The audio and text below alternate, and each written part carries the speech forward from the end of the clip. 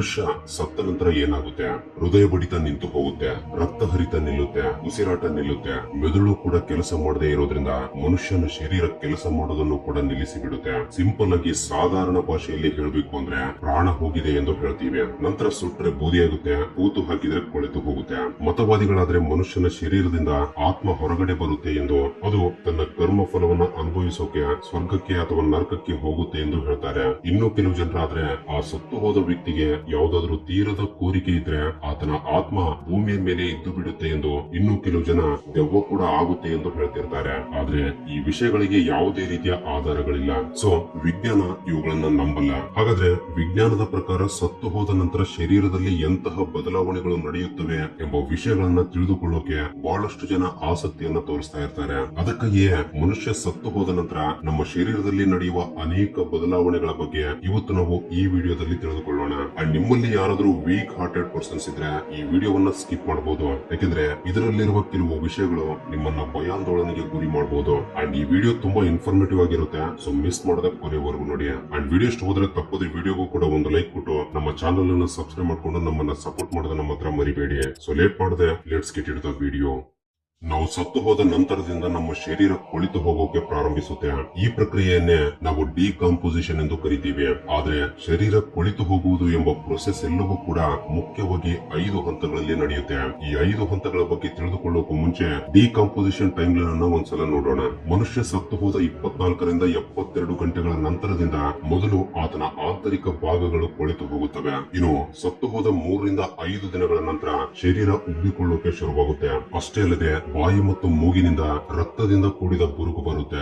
ನಂತರ 8ರಿಂದ 10 ದಿನಗಳ ನಂತರ ಶರೀರದಲ್ಲಿರುವ ರಕ್ತ ಕೊಳೆಯುವುದು, ಅದೇ ರೀತಿ ಹೊಟ್ಟೆಯಲ್ಲಿರುವ ಆಂತರಿಕ ಭಾಗಗಳು ಗ್ಯಾಸಸ್ ಗಳನ್ನ ಬಿಡುಗಡೆ ಮಾಡೋಕೆ ಶುರು ಮಾಡುತ್ತವೆ. ಇದರಿಂದ ಶರೀರ ಹಸಿರು ಬಣ್ಣದಿಂದ ಕೆಂಪು ಬಣ್ಣಕ್ಕೆ ಬದಲಾಗುತ್ತೆ. ಇನ್ನು ಸತ್ತು ಹೋದ ಕೆಲವು ವಾರಗಳ ನಂತರ ಉಗುರುಗಳು ಮತ್ತು ಹಲ್ಲುಗಳು ಉದುರಿ ಹೋಗುತ್ತವೆ. ಸತ್ತು ಹೋದ 1 ತಿಂಗಳ ನಂತರ ಶರೀರ ನಿಧಾನವಾಗಿ ಕರಗಿ ಹೋಗೋಕೆ ಶುರುವಾಗುತ್ತೆ. ಸೊ ಒಬ್ಬ ವ್ಯಕ್ತಿ ಸತ್ತು ಹೋದ ನಂತರ ಆತನ ಶರೀರ ಮೊದಲ ತಿಂಗಳಲ್ಲೇ ಜಾಸ್ತಿ ಡಿಕಂಪೋಸ್ ಆಗುತ್ತೆ. ಸೊ ಈ ಪ್ರಕ್ರಿಯೆಯಲ್ಲಿ ಟೋಟಲ್ 5 ಹಂತಗಳಿರುತ್ತವೆ. ಈ ರೀತಿ ಈ 5 ಹಂತಗಳ ಮೂಲಕ ಆ ಮನುಷ್ಯ ಯಾವಾಗ ಸತ್ತು ಹೋಗಿದ್ದಾನೆ, ಸತ್ತು ಹೋಗಿ ಎಷ್ಟು ಹೊತ್ತಾಗಿದೆ ಎಂದು ಕನ್ಫರ್ಮ್ ಆಗಿ ಹೇಳ್ಬೋದು. ಈ ಹಂತಗಳು ಪೋಸ್ಟ್ ಮಾರ್ಟಮ್ ಇಂಟರ್ವಲ್ ಅಂದ್ರೆ PMI ನಿರ್ಧರಿಸುವುದರಲ್ಲೂ ಕೂಡ ಡಾಕ್ಟರ್ಸ್ ಗಳಿಗೆ ಸಹಾಯವಾಗುತ್ತೆ. ಆದ್ರೆ ಶರೀರ ಕೊಳಿತು ಹೋಗುವ ಪ್ರೊಸೆಸ್ ಎಂಬುದು ಅಲ್ಲಿನ ವಾತಾವರಣದ ಆಧಾರದ ಮೇಲೆ, ಅಂದ್ರೆ ಅಲ್ಲಿರುವ ಉಷ್ಣತೆ, ತೇವ ಮತ್ತು ಆಕ್ಸಿಜನ್ ಮೇಲೆ ಆಧಾರವಾಗಿರುತ್ತೆ. ಅದೇ ರೀತಿ ಸತ್ತು ಹೋಗಿರುವ ವ್ಯಕ್ತಿಯ ಶರೀರದ ಗಾತ್ರ, ಆತ ಹಾಕಿಕೊಂಡಿರುವ ಬಟ್ಟೆಗಳು ಅಂಡ್ ಆತ ಯಾವ ಕಾರಣದಿಂದ ಸತ್ತು ಹೋಗಿದ್ದಾನೆ ಎಂಬ ಇತರ ಕಾರಣಗಳಿಂದ ಶರೀರ ಕೊಳಿತು ಹೋಗುವ ಸಮಯ ಚೇಂಜ್ ಆಗ್ತಾ ಇರುತ್ತೆ. ಆದ್ರೆ ಈ ವಿಷಯಗಳೆಲ್ಲವೂ ಕೂಡ ಕೇವಲ ಹೂತು ಹಾಕಿದ ಅಥವಾ ಭೂಮಿಯ ಮೇಲೆ ಬಿದ್ದಿರುವ ಮೃತದೇಹಗಳಿಗೆ ಮಾತ್ರವೇ ಅಪ್ಲೈ ಆಗುತ್ತವೆ. ಸೊ ಈಗ ಇನ್ನಷ್ಟು ಡೀಪ್ ಆಗಿ ತಿಳಿದುಕೊಳ್ಳೋಕೆ ಈ 5 ಹಂತಗಳಲ್ಲಿ ಅಷ್ಟಕ್ಕೂ ಎಂತಹ ಬದಲಾವಣೆಗಳು ಆಗುತ್ತವೆ ಎಂಬುದನ್ನ ಈಗ ನೋಡೋಣ. Number 1, autolysis stage. ಮನುಷ್ಯ ಸತ್ತು ಹೋದ ತಕ್ಷಣವೇ ನಡೆಯುವ ಹಂತವನ್ನ ಆಟೋಲೈಸಿಸ್ ಸ್ಟೇಜ್ ಎಂದು ಕರೀತಾರೆ. ಬದುಕಿದ್ದಾಗ ನಾವು ತಿನ್ನುವ ಆಹಾರವನ್ನ ಜೀರ್ಣಿಸಿಕೊಳ್ಳೋಕೆ ನಮಗೆ ಉಪಯೋಗವಾಗುವ ಎಂಜೈಮ್ಗಳು ನಾವು ಸತ್ತು ಹೋದ ನಂತರ ಆ ಎಂಜೈಮ್ಗಳು ನಮ್ಮನ್ನ ತಿನ್ನೋಕೆ ಶುರು ಮಾಡುತ್ತವೆ. ನಾವು ಸತ್ತು ಹೋದ ತಕ್ಷಣ ನಮ್ಮ ಶರೀರದಲ್ಲಿ ಉಸಿರಾಡುವುದು ಮತ್ತು ನಮ್ಮ ಶರೀರದಿಂದ ವ್ಯರ್ಥಗಳನ್ನ ತೊಲಗಿಸುವ ಮಾರ್ಗ ಎಂಬುದು ಇರಲ್ಲ. ಇದರಿಂದ ನಮ್ಮ ಶರೀರದಲ್ಲಿ ಕಾರ್ಬನ್ ಡೈಆಕ್ಸೈಡ್ ಸಂಗ್ರಹವಾಗಿ ಜಾಸ್ತಿ ಆಸಿಡ್ಸ್ ಗಳನ್ನ ಪ್ರೊಡ್ಯೂಸ್ ಮಾಡುತ್ತೆ. ಇದರಿಂದ ನಮ್ಮ ಶರೀರದಲ್ಲಿರುವ ಸೆಲ್ಸ್ ಗಳ ಪೊರೆಗಳು ಹರಿದು ಹೋಗುತ್ತವೆ. ಈ ರೀತಿ ಹರಿದು ಹೋದ ಪೊರೆಗಳ ಒಳಗಡೆ ಇರುವ ಕಣಗಳನ್ನ ತಿನ್ನಲು ಪ್ರಾರಂಭಿಸಿದ ಎಂಜೈಮ್ಗಳು ಬಿಡುಗಡೆಯಾಗುತ್ತವೆ. ಅದೇ ರೀತಿ ಪರಿಸರಕ್ಕೆ ತಕ್ಕಂತೆ ಶರೀರದ ಉಷ್ಣತೆ ಕಡಿಮೆ ಆಗ್ತಾ ಇರುತ್ತೆ. ಪ್ರತಿ ಗಂಟೆಗೆ ಶರೀರದ ಉಷ್ಣತೆ 16 ಡಿಗ್ರಿ ಸೆಲ್ಸಿಯಸ್ ಕಡಿಮೆ ಆಗುತ್ತೆ. ಇನ್ನು ಮೂಳೆಗಳಲ್ಲಿ ರಾಸಾಯನಿಕ ಕ್ರಿಯೆಗಳ ಕಾರಣದಿಂದ ಶರೀರ ತಾತ್ಕಾಲಿಕವಾಗಿ ಬಿಗಿಯಾಗಿ ಬದಲಾಗ್ತಾ ಇರುತ್ತೆ. ಇದರಿಂದ ಉಗುರುಗಳು ಮತ್ತು ಕೂದಲು ಬೆಳೆದಿರುವ ಹಾಗೆ ಅನ್ಸುತ್ತೆ. ನಿಜ ಹೇಳ್ಬೇಕು ಅಂದ್ರೆ ಅವು ಬೆಳೆಯಲ್ಲ. ಇನ್ನು ರಕ್ತದ ಹರಿತ ನಿಂತು ಹೋಗಿ ಗುರುತ್ವಾಕರ್ಷಣೆಯ ಶಕ್ತಿಯ ಕಾರಣದಿಂದ ರಕ್ತ ಎಲ್ಲವೂ ಕೂಡ ಕೆಳಗಡೆ ನಿಂತು ಬಿಡುತ್ತೆ. ಇದೇ ಕಾರಣದಿಂದ ದೇಹದ ಮೇಲೆ ಕೆಂಪಾದ ಮಚ್ಚೆಗಳು ಕಂಡು ಬರುತ್ತವೆ. ಚರ್ಮದ ಬಣ್ಣ ಬಿಳಿಯಾಗಿದ್ದವರಲ್ಲಿ ಈ ಕೆಂಪು ಬಣ್ಣದ ಮಚ್ಚೆಗಳನ್ನ ಈಸಿಯಾಗಿ ಕಂಡು ಹಿಡಿಯಬಹುದು. ನಂಬರ್ 2, ಉಬ್ಬುವ ಹಂತ. ಮೊದಲ ಹಂತದಲ್ಲಿ ರಿಲೀಸ್ ಆಗಿರುವ ಎಂಜೈಮ್ಗಳು ಅನೇಕ ಗ್ಯಾಸಸ್ ಗಳನ್ನ ರಿಲೀಸ್ ಮಾಡೋಕೆ ಪ್ರಾರಂಭಿಸುತ್ತವೆ. ಮನುಷ್ಯರಲ್ಲಿ ಅಷ್ಟೇ ಅಲ್ಲದೆ ಎಲ್ಲಾ ಜೀವಿಗಳಲ್ಲಿ ಜೀವಕ್ಕೆ ಕಾರಣವಾಗಿರುವ ಎಷ್ಟೋ ರಸಾಯನಗಳಿವೆ. ಅವುಗಳಲ್ಲಿ ಪ್ರೋಟೀನ್ಗಳು, DNA, RNA ಮತ್ತು ಎಂಜೈಮ್ಗಳಲ್ಲಿ ಸಾರಜನಕ ಜಾಸ್ತಿ ಇರುತ್ತೆ. ಕೆಲವು ಎಂಜೈಮ್ಗಳಲ್ಲಿ ಗಂಧಕಾಮ್ಲ ಕೂಡ ಇರುತ್ತೆ. ಮನುಷ್ಯ ಮತ್ತು ಇತರ ಜೀವಿಗಳ ಜೊತೆಗೆ ಪ್ರಪಂಚ ಪೂರ್ತಿ ಗಾಳಿಯಲ್ಲಿ, ನೀರಿನಲ್ಲಿ, ಮಣ್ಣಿನಲ್ಲಿ ವಿವಿಧ ರೀತಿಯ ಜೀವಿಗಳಿವೆ. ಅವುಗಳಲ್ಲಿ ಬ್ಯಾಕ್ಟೀರಿಯಾಗಳು ಕೂಡ ಇವೆ. ಆ ಬ್ಯಾಕ್ಟೀರಿಯಾಗಳಲ್ಲಿ ಬಹಳಷ್ಟು ಬ್ಯಾಕ್ಟೀರಿಯಾಗಳು ಪರಾವಲಂಬಿ ಬ್ಯಾಕ್ಟೀರಿಯಾಗಳು. ಅಂದ್ರೆ ಅವುಗಳಿಗೆ ಸ್ವಂತವಾಗಿ ಆಹಾರವನ್ನ ಸಂಪಾದಿಸಿಕೊಳ್ಳುವ ಶಕ್ತಿ ಇರಲ್ಲ. ಕೇವಲ ಇತರ ಜೀವಿಗಳಲ್ಲಿರುವ ಪೋಷಕ ಪದಾರ್ಥಗಳನ್ನ ರಾಸಾಯನಿಕವಾಗಿ ಬದಲಾಯಿಸಿ ಅವುಗಳಿಗೆ ಅನುಕೂಲಕರವಾದ ರೂಪಕ್ಕೆ ಬದಲಾಯಿಸಿಕೊಳ್ಳುತ್ತವೆ. ಅದೇ ರೀತಿ ಪರಾವಲಂಬಿ ಜೀವಿಗಳಾದ ಬ್ಯಾಕ್ಟೀರಿಯಾಗಳು ಮೃತದೇಹಗಳ ಮೇಲೆ ದಾಳಿ ಮಾಡಿದಾಗ ಶರೀರದಲ್ಲಿರುವ ವಿವಿಧ ರಾಸಾಯನಿಕ ಪದಾರ್ಥಗಳನ್ನ ಅವು ತಮಗೆ ಅನುಕೂಲಕರವಾದ ರೀತಿಯಲ್ಲಿ ಬದಲಾಯಿಸಿಕೊಳ್ಳುವ ಕ್ರಮದಲ್ಲಿ ದುರ್ಗಂಧವನ್ನ ಹೊರಸೂಸುವ ಗಂಧಕ ಪದಾರ್ಥಗಳು, ಫಾಸ್ಫರಸ್ ಪದಾರ್ಥಗಳು, ಸಾರಜನಕ ಪದಾರ್ಥಗಳು ಬಿಡುಗಡೆಯಾಗುತ್ತವೆ. ಈ ಪದಾರ್ಥಗಳೇ ಶರೀರದಿಂದ ದುರ್ಗಂಧವನ್ನ ಹೊರಸೂಸುತ್ತವೆ. ನಮ್ಮ ಪ್ರಾಣ ಇರುವವರೆಗೂ ಈ ಬ್ಯಾಕ್ಟೀರಿಯಾಗಳ ದಾಳಿಯನ್ನ ತಡೆಯುವ ಹಾಗೆ ನಮ್ಮ ಶರೀರದಲ್ಲಿ ರಕ್ಷಣಾ ವ್ಯವಸ್ಥೆ ಕೂಡ ಇರುತ್ತೆ. ಆದ್ರೆ ಮರಣದ ನಂತರ ಮನುಷ್ಯನ ಶರೀರದಲ್ಲಿ ಈ ರಕ್ಷಣಾ ವ್ಯವಸ್ಥೆ ಇರಲ್ಲ.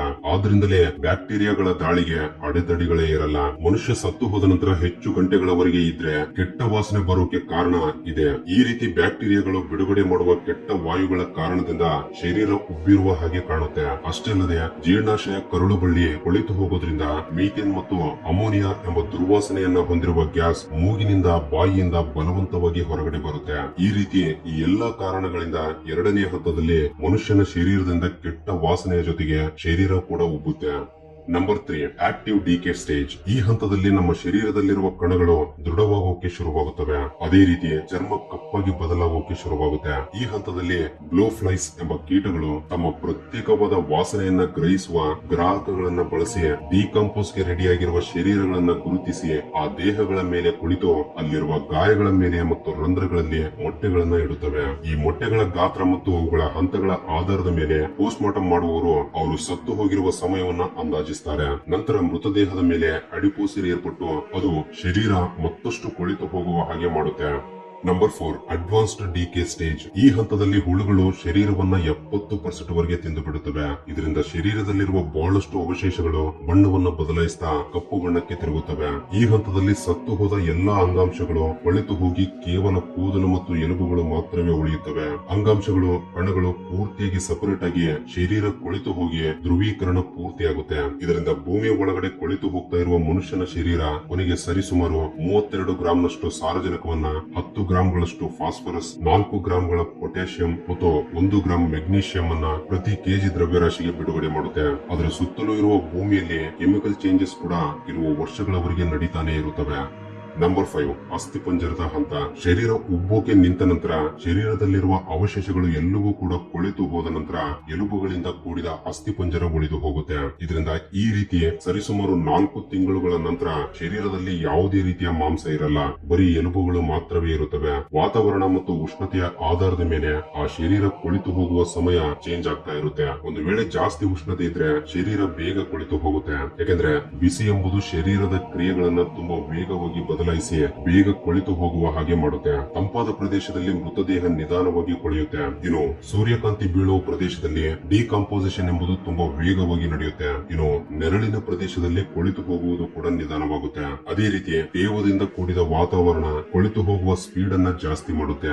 ಅಷ್ಟೇ ಅಲ್ಲದೆ ಆಕ್ಸಿಜನ್ ಒಂದು ವೇಳೆ ಜಾಸ್ತಿ ಇದ್ರೆ ಶರೀರ ಇನ್ನೂ ಸ್ಪೀಡ್ ಆಗಿ ಕೊಳೆಯುತ್ತೆ. ಯಾಕೆಂದ್ರೆ ಕೊಳಿತು ಹೋಗೋಕೆ ಅವಶ್ಯಕತೆ ಬೀಳುವ ಸೂಕ್ಷ್ಮ ಜೀವಿಗಳು ಜೀವಿಸೋಕೆ ಆಕ್ಸಿಜನ್ ಅವಶ್ಯಕತೆ ಇರುತ್ತೆ. ಅದಕ್ಕಾಗಿಯೇ ಕೊಳಿತು ಹೋಗುವ ಕ್ರಿಯೆ ಸ್ಪೀಡ್ ಆಗುತ್ತೆ. ಇನ್ನು ಕಡಿಮೆ ಆಕ್ಸಿಜನ್ ಪ್ರದೇಶಗಳು ಇದಕ್ಕೆ ಪೂರ್ತಿಯಾಗಿ ವಿರುದ್ಧವಾಗಿರುತ್ತವೆ. ಅಷ್ಟೇ ಅಲ್ಲದೆ ಮೃತದೇಹವನ್ನ ಹೂತು ಹಾಕಿದ ಆಳುಗೂ ಕೂಡ ಕೊಳೆಯುವುದರ ಮೇಲೆ ಪ್ರಭಾವವನ್ನು ತೋರಿಸುತ್ತೆ. ಯಾಕೆಂದ್ರೆ ಇದು ಕೊಳಿತು ಹೋಗೋಕೆ ಕೆಲಸ ಮಾಡುವ ಸ್ಕ್ಯಾವೆಂಜರ್ಸ್ ಮತ್ತು ಕೀಟಗಳಂತಹ ಜೀವಿಗಳನ್ನ ನಿರೋಧಿಸುತ್ತೆ. ಈ ಆಳ ಎಂಬುದು ಅವಶ್ಯಕತೆ ಇರುವ ಆಕ್ಸಿಜನ್ ಅನ್ನು ಕೂಡ ಕಡಿಮೆ ಮಾಡುತ್ತೆ. ಆದ್ರಿಂದಲೇ ಇಲ್ಲಿ ಶರೀರವನ್ನ ಮಣ್ಣು ಮಾಡುವ ಆಳವು ಕೂಡ ತುಂಬಾ ಇಂಪಾರ್ಟೆಂಟ್. ಜಾಸ್ತಿ ಕೊಬ್ಬಿರುವ ಮೃತದೇಹಗಳು ಕಡಿಮೆ ಕೊಬ್ಬಿರುವ ಮೃತದೇಹಗಳ ಜೊತೆ ಹೋಲಿಸಿದ್ರೆ ತುಂಬಾ ಬೇಗ ಕೊಳಿತು ಹೋಗುತ್ತವೆ. ಅಷ್ಟೇ ಅಲ್ಲದೆ ಸತ್ತು ಹೋಗೋಕೆ ಇರುವ ಕಾರಣಗಳು ಕೂಡ ಡಿಕಂಪೋಸಿಷನ್ ವೇಗವನ್ನ ಕಡಿಮೆ ಮಾಡಬಹುದು. ಯಾಕೆಂದ್ರೆ ಯಾವ್ದಾದ್ರು ಚಾಕುಗಳಿಂದ ಗಾಯಗಳಾದ ಶರೀರವಾದ್ರೆ ಕೀಟಗಳನ್ನ ತುಂಬಾ ಬೇಗ ಆಕರ್ಷಿಸಿ ಅಲ್ಲಿ ಮೊಟ್ಟೆಗಳನ್ನ ಇಡೋಕೆ ಅನುಕೂಲ ಮಾಡಿಕೊಡುತ್ತೆ. ಈ ಕಾರಣದಿಂದಲೇ ಡಿಕಂಪೋಸಿಷನ್ ಪ್ರೊಸೆಸ್ ತುಂಬಾ ವೇಗವಾಗಿ ಶುರುವಾಗುತ್ತೆ. ಈ ರೀತಿ ಒಬ್ಬ ಸತ್ತು ಹೋದ ಮನುಷ್ಯನ ಶರೀರ 4 ತಿಂಗಳುಗಳಲ್ಲಿ ಈ 5 ಹಂತಗಳಲ್ಲಿ ಪೂರ್ತಿಯಾಗಿ ಒಂದು ಮಾಂಸದ ಮುದ್ದೆಯಿಂದ ಎಲುಬುಗಳ ಅಸ್ಥಿಪಂಜರವಾಗಿ ಬದಲಾಗುತ್ತೆ. ಸೊ ಇದು ಫ್ರೆಂಡ್ಸ್ ಈ ವಿಡಿಯೋಗೆ ಇಷ್ಟೇ. ಈ ವಿಡಿಯೋ ನಿಮಗೆ ಹೊಸ ವಿಷಯಗಳನ್ನ ತಿಳಿದುಕೊಳ್ಳೋಕೆ ಅಷ್ಟು ಇಷ್ಟು ಸಹಾಯವಾಗಿದೆ ಎಂದು ಭಾವಿಸ್ತೀನಿ. ಸೊ ವಿಡಿಯೋ ಇಷ್ಟವಾಗಿದ್ರೆ ತಪ್ಪದೆ ವಿಡಿಯೋಗೆ ಒಂದು ಲೈಕ್ ಕೊಟ್ಟು ನಿಮ್ಮ ಫ್ರೆಂಡ್ಸ್ ಅಂಡ್ ಫ್ಯಾಮಿಲಿ ಜೊತೆ ಕೂಡ ಶೇರ್ ಮಾಡಿ. ಅಂಡ್ ಫಸ್ಟ್ ಟೈಮ್ ಯಾರಾದ್ರೂ ನಮ್ಮ ಚಾನಲ್ ಅನ್ನ ಈಗ ನೋಡ್ತಾ ಇದ್ರೆ ತಪ್ಪದೆ ಸಬ್ಸ್ಕ್ರೈಬ್ ಮಾಡ್ಕೊಂಡು ಪಕ್ಕದಲ್ಲಿರುವ ಬೆಲ್ ಐಕನ್ ಅನ್ನ ಆಕ್ಟಿವೇಟ್ ಮಾಡ್ಕೊಳ್ಳಿ. ಅಂಡ್ ವಿಡಿಯೋವನ್ನ ಕೊನೆವರೆಗೂ ನೋಡಿದ್ದಕ್ಕೆ love you so much guys.